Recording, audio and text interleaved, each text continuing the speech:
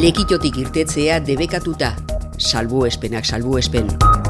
Domekan kanposantuan segurtasun neurriak. Jose Agustin Maiz, Lekitoko bikario berria. Lekitoren 685. urteurrena. Itsaso zakarrak olatu handiak eragin ditu gure kostaldean. Momenturik txarrena eguerdian emanda itsasgorarekin batera. Eusko Jaurlaritzak Euskadiko udalerri guztiak zarratzea erabaki du COVID-19 edapena geldiarazteko. Hau da, ezin gara lekitotik irten, ezpada lanera, ikastera, medikuarengana joateko edo pertsona bat zaintzeko. Jarduera sozioekonomikoak egiteko, Lekito alboan dauden Ipaster eta Mendixara joan halko da, eta baita hauetatik Lekitora sartu ere. Bai, esatie, gure aldetik udaltzaingon aldetik eta ertzaintzan aldetik hainbat kontrol ipiniko dizela herriko sarrera urteetan, eta batez asteburutan eta jaiegunetan kontrol horrek ondino intensifiko egingo doguz. Ze dakizuen modun, dekretuko 5 bat eta 6 bat puntutetik kanpo, ezin da etorri Lekitora, Lekitarra ez da inor. Euskal Autonomia Erkidegoan sartzea edo irtetzea ere debekatuta geratzen da, salbuespenak salbuespen. Bestalde, gaueko 11:00 goizeko 6:00 ezingo da kalean ibili. Ordu horietan etxeratze agindua ezarri baita. Ostalaritza eta merkataritza establezimenduak ere gaueko 11:00 arte egon ahalko dira irekita. Gainera, ostalaritzan izan ezik, debekatuta dago alkohola saltzea iluntzeko 8:00 goizeko 8:00. Azkenik, etxe berean bizi ez direnen artean, gehienez ere 6 pertsona batu ahalko dira, eremu pribatuan zein publikoan. Azaroaren batean, Domu Santu edo Santu Guztien eguna ospatuko da. Aste guztian zehar, eta batez ere Domekan, jende asko kanposantura joaten da. Jende pilaketak ez egoteko kanposantuaren ordutegia luzatu da aste osoan, goizeko 8:00 iluntzeko 8:00 zabalduz.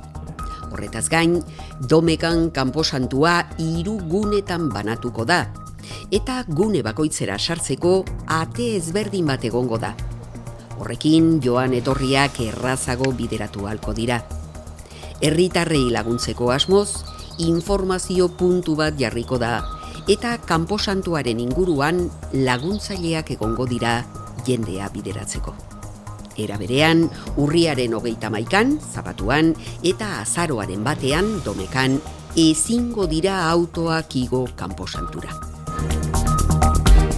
19 urtez Lekitoko Andramari Basilikan bikario lanetan jardun ondoren, Kepa Agirrek bere postua utzi dio Jose Agustin Maizi.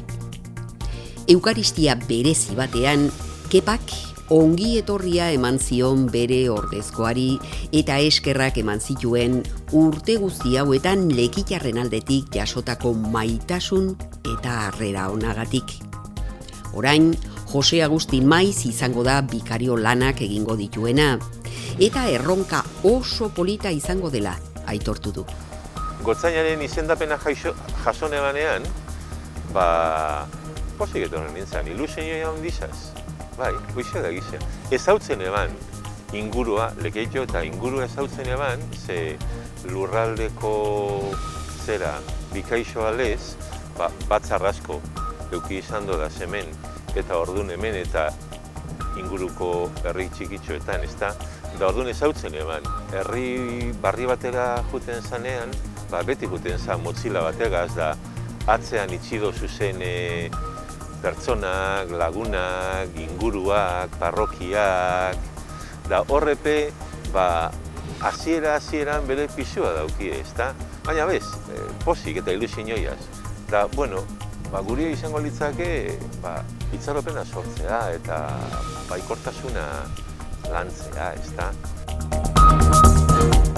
Antzina, gaur eguneko Lekito kokatua dagoen lekuan, arrantza mundutik bizi zen Bizkaiko Elizate Elkartasuneko kontseilu edo herri bat zegoen. Biztanleria Santa Maria Elizaren inguruan ezarrita zegoen. Portuan, Arranegi kalea zen arrantzale familien gunea, Dendari kalea ostera merkatari gunea. 1325 urtean, Maria Diaz de Haro, Bizkaiko andereak, fundazio karta eman zion Lekitxoko elizateari, eta horrela hiribildu bihurtu zen. Karta honek hiriko mugak ere ezarri zituen. Gerora, 1334an, Alfontso Hamaikagarrenak berretsi egin zuen sorrera karta, eta bere agintaldian hiriko harresiak eraiki ziren, naiz eta esi bat fundaziozko karta baino lehen ere egon. Legitarrei euren forua edukitzeak autonomia zabala ematen zien herriko administrazioaren kudeaketan. Baita lehen mailako epaiketetan, hiriaren bilakaeran, jarduera ekonomikoetan, eta baita gaurko udalbatzaren baliokideko kontseiluko kargudunak izendatzean ere. Kontseilua alkateak eta erregidoreak osatzen zuten. Horrela, hiria parrokiaren ondasunen jabekide bihurtu zen, parrokiaren errenten administratzaile, eliz gizonen izendatzaile eta parrokia apaintzeko arduradun. Hau, Lekitxoko historiaren zati bat besterik ez da. Azaroaren 3an, 685 urte hurrena ospatuko da, baina begirada guztiak 2025an jarrita daude. Lekitxoko hiribilduak 700 urte beteko dituen unean.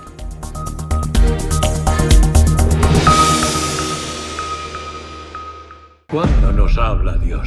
A veces, yo también cometo un pecado, hago algo malo y me lleva mucho tiempo admitir mi culpa. Corpus Christi. Que no puede ser el plan de Dios.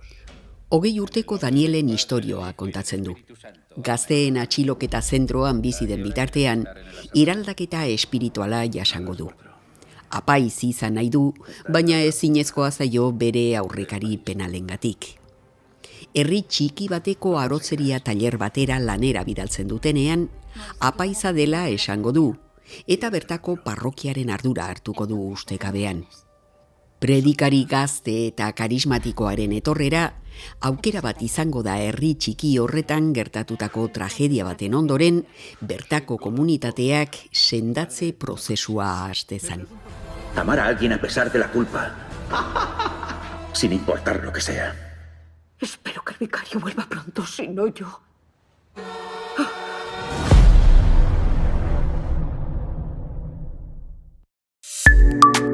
Eguraldia Kitxo elkarteak babestuta. Eguraldia. Gaur itsaso zakarrarekin esnatu gara. Eguerdiko 3 eta 4 izan da gure kostaldea gogorren astindu duen momentua.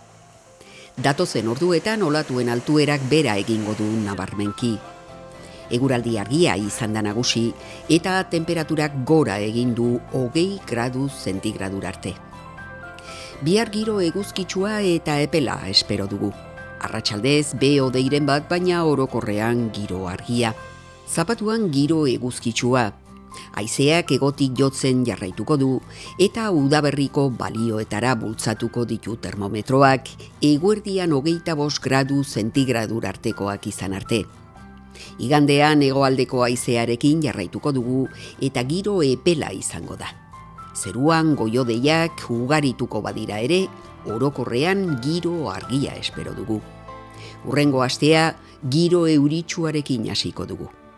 Beste barik, irudi hauekin agurtzen gara. Asteburuaz gozatu eta hurrengo asterarte.